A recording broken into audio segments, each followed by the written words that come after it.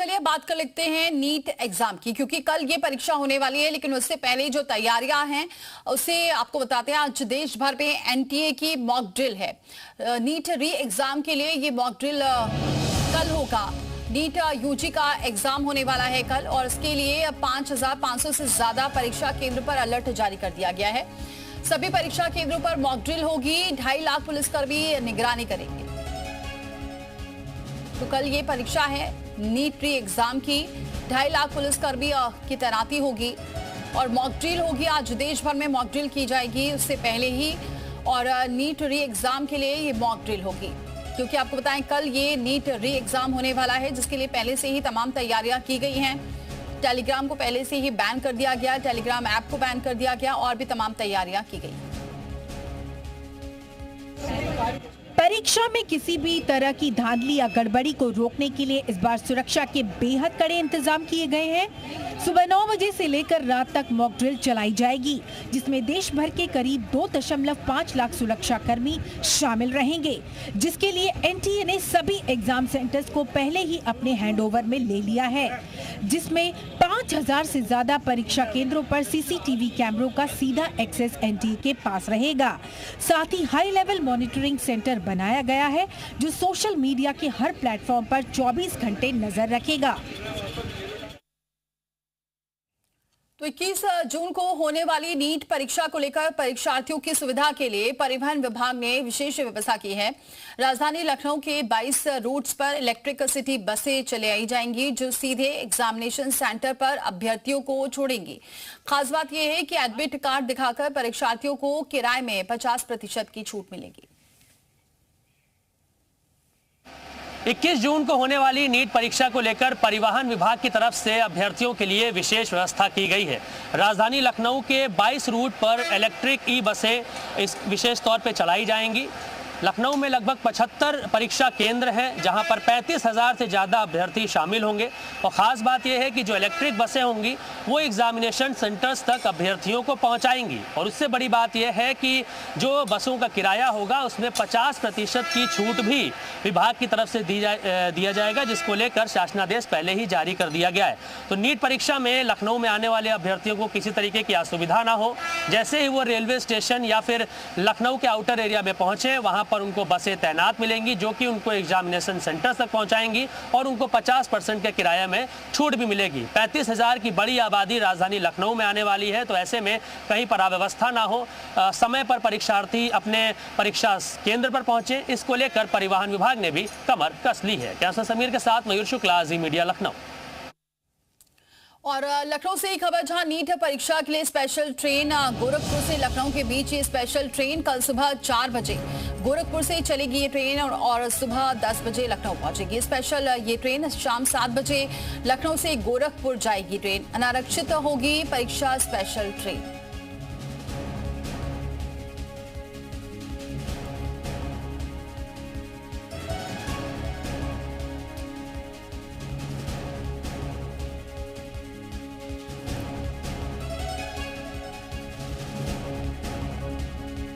तो चलिए, तमाम सहयोगी हमारे साथ जुड़ चुके हैं। इस वक्त क्या कुछ तैयारियां आज देखने को मिल रही है, क्योंकि कल ये एग्जाम होने वाला है, री एग्जाम होने वाला है नीट का, जिसको लेकर तैयारियां की गई हैं। सीधे रुक करते हैं, हमारे साथ लखनऊ से हमारे सहयोगी जुड़ चुके हैं। इसके अलावा आपको बताएं कि मयूर हमारे साथ जुड़ चुके हैं, और जयपाल हमारे साथ वाराणसी से, और सुरेंद्र हमारे साथ देहरादून से जुड़ चुके हैं। सबसे पहले वाराणसी का रुख करते हैं। जयपाल हमारे साथ जुड़े हुए हैं। जयपाल, क्या तैयारियां वहां देख रहे हैं? बिल्कुल, देखिए कल जो है वो नीट की परीक्षा है, और दोपहर 2 बजे से परीक्षा आयोजित होगी। बनारस की अगर बात करें तो बनारस के 47 परीक्षा केंद्र बनाए गए हैं, जो पूरी तरह से सीआरपीएफ के अंडर जो सिक्योरिटी रीजन से आ चुके हैं, और जो एयरफोर्स के अधिकारी हैं वो भी पूरी तरह मुस्तैद नजर आ रहा है। इसके अलावा परिवहन विभाग ने एक बड़ी तैयारी की है। आसपास के जिलों से चलने वाली बसों को खासतौर पर उनके फेरे बढ़ाए गए हैं, और अतिरिक्त बसें चलाने की बात की गई है।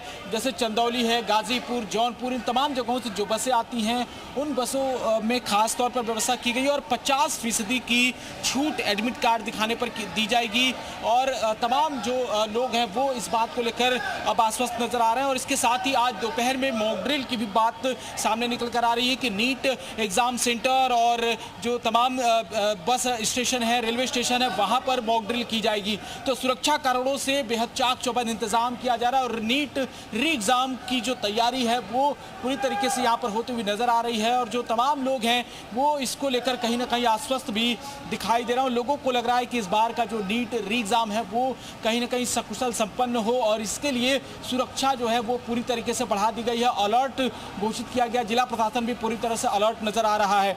अलग अलग जो परीक्षा सेंटर्स हैं वहां पर किसी की आवाजाही अब रोक दी गई है और इसके साथ ही जो वहां का इंटरनेट कनेक्शन है वो पूरी तरह से जैमर लगा दिया गया है वहां। तो 200 मीटर की परिधि में भी किसी को न रहने की हिदायत दी गई है। ये तमाम इंतजाम है जो परीक्षा केंद्रों पर किए गए हैं क्योंकि पिछली बार देखा गया था जिस तरह की लापरवाही सामने आई थी, उसके बाद पेपर लीक हुआ था। और अब बनारस की अगर बात करें तो यहाँ भी लगभग तैयारियां हो चली हैं और लोग यहाँ पर मौजूद हैं। बसें चलाई जा रही हैं नीट परीक्षा को लेकर। आप लोगों को किस तरह की यहाँ पर सुविधाएं दिख रही हैं? बसों में है जगह दिख रही है? हाँ दिख रही है सुविधाएं? हाँ सुविधाएं तो है, ठीक ही ठाक है। नीट परीक्षार्थियों के लिए सुविधाएं दी जा रही है, 50% छूट भी मिलेगा। नहीं, इस बारे में हम कुछ नहीं कह सकते।